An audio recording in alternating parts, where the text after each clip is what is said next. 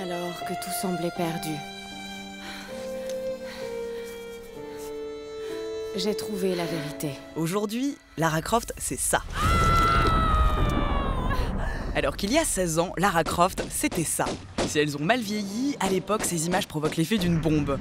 Premier jeu d'aventure en 3D, Tomb Raider est une petite révolution technologique. 1996 marque la naissance d'une nouvelle génération de jeux vidéo, mais surtout celle d'une nouvelle icône. Le succès du jeu chez les joueurs a propulsé ce personnage de Lara Croft sur le devant de la scène. Et c'était aussi une révolution parce qu'il n'y avait pas eu jusqu'à présent d'héroïne de jeux vidéo. Il y avait cette bête réflexion qu'on pouvait se dire les mecs qui jouent aux jeux vidéo n'ont pas envie de jouer avec un personnage féminin, ils ont envie de jouer avec un mec musclé, super baraqué ou super fort. Et là, de jouer finalement une héroïne, ça a bouleversé aussi pas mal les codes ce qu'on pouvait penser du jeu vidéo. Archéologue intrépide et exploratrice de choc, Lara Croft est une Indiana Jones au féminin. Un triomphe planétaire dès le premier épisode, elle devient la première égérie numérique des médias.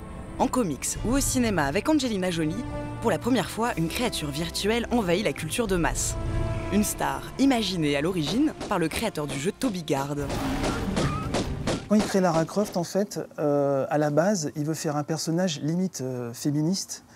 Parce qu'il en a marre de voir les femmes cantonnées dans des rôles assez secondaires ou de victimes dans les jeux vidéo. Donc au début, ils vont faire un personnage vraiment fort.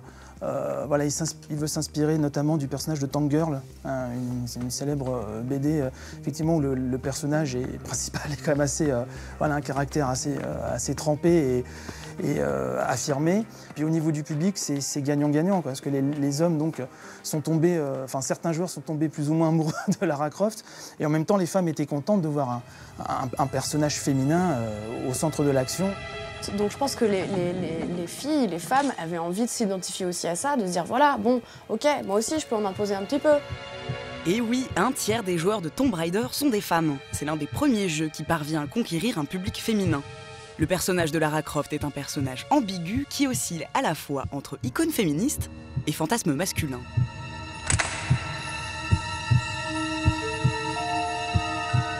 En développement, il y a eu suite à une erreur de manipulation, la poitrine de cette chère Lara a pris une forme pas possible, surréaliste. Là, le service marketing d'Eidos qui éditait le jeu s'est dit « Oh, non, laisse comme ça, c'est pas mal, réduis peut-être un petit peu, mais voilà, laisse la poitrine sur cette taille-là. » Si on regarde bien les images de jeux de l'époque, c'était seulement quelques polygones.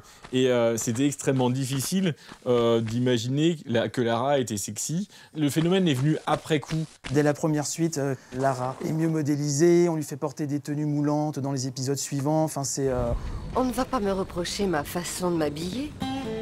Tout ça sur le côté bimbo, alors qu'à la base, c'était pas du tout le message en fait du jeu.